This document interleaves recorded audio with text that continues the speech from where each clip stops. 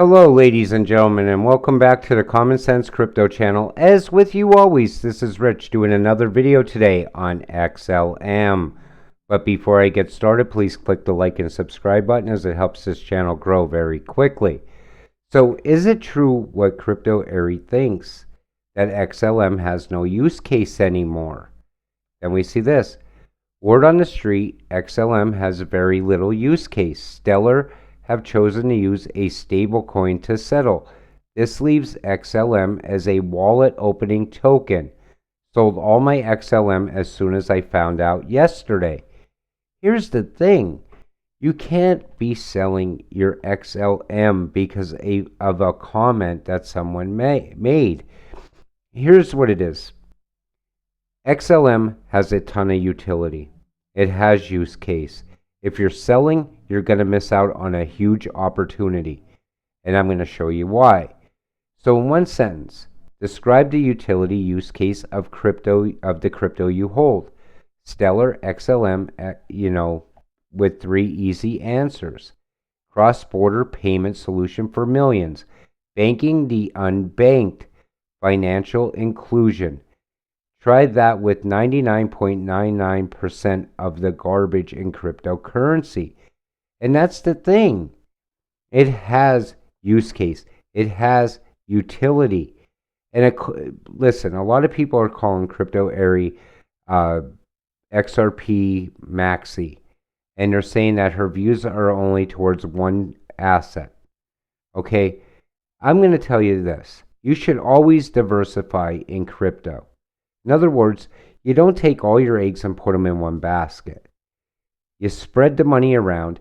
You buy a little bit of each one of these assets. I'm not saying all crypto. I'm saying ISO 222 tokens. You should have a little bit of algo. You should have at least one QNT, in my opinion. You should have, a small bag of XLM, a small bag of XRP, or whatever you can afford. If you want to have a huge bag of each, great. But don't just buy one asset. And then as soon as somebody makes a comment, oh, that's it, I'm selling it. You bought it because you believed in it. So after reading a dozen or so comments, I am now confused why XLM is not so favored out of the chosen 5. I have researched and they are connected with IBM and MoneyGram, with another use case for ISO 222 outside of XRP. And that's the thing right there. It's tied to IBM and MoneyGram.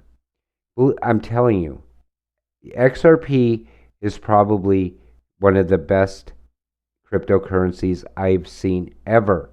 But guess what? XLM is also right up there with it. With the whole partnership with MoneyGram, that makes it have a use case, a huge use case. And then with the ties to IBM and ISO 222, that is massive, in my opinion. I'm telling you, I'm not selling any of the XLM I have. I don't care what is said on Twitter about it. I already know the reason I bought it. I know where it's going. So I'm not worried at all. I'm not even concerned. USDC is the stellar asset used to cash in and cash out with MoneyGram. XLM tokenizes all assets on the Stellar network. XLM must be owned to hold and move assets on the network. Its primary use case and utility is facilitating millions of transactions per day. Okay? Right there it is. Millions of transactions. And you don't see the use case. You don't see the utility. And because somebody makes a comment, if you believed every single comment made in cryptocurrency, you would get wrecked every time. Because you would go and you would buy an asset, then you would go over to Twitter and you type in the name of your asset, whatever it is, and you'd get a ton of FUD and you'd get people calling it a scam. And now the price went down since the time you bought it because of everyone spreading that all over the place.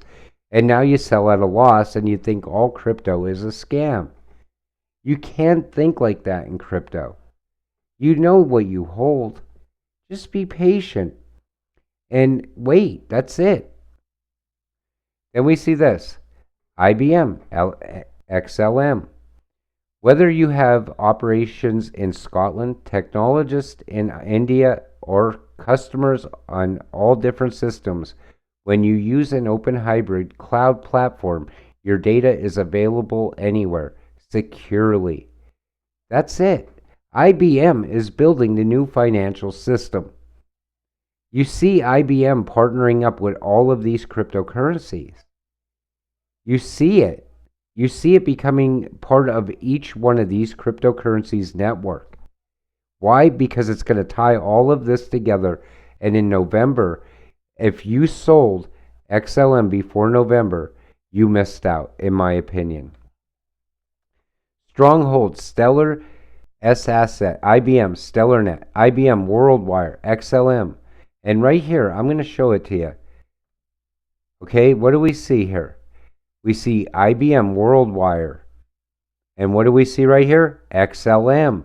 That's the new financial system. This is how it's going to work.